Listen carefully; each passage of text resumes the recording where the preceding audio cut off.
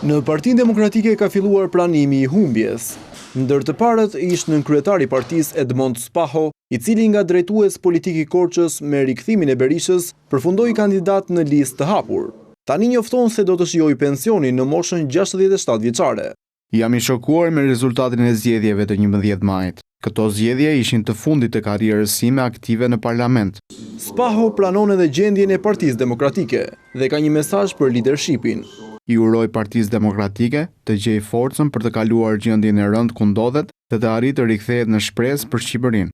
Përveç Spahos edhe disa kandidatë të tjerë të Partisë Demokratike, të cilët kanë humbur shpresat për të futur në parlament, e kanë pranuar disfatën e thellë. Por nëse humbja e rënde e Partisë Demokratike, disave u shërbeu për t'u pensionuar nga politika për më të vjetrin e partisë Sali Berishën dhe disa besnikëve të tij, ky është një fillim i ri për të bindur demokratët se Partia Demokratike vërtet humbi, por Rama nuk fitoi.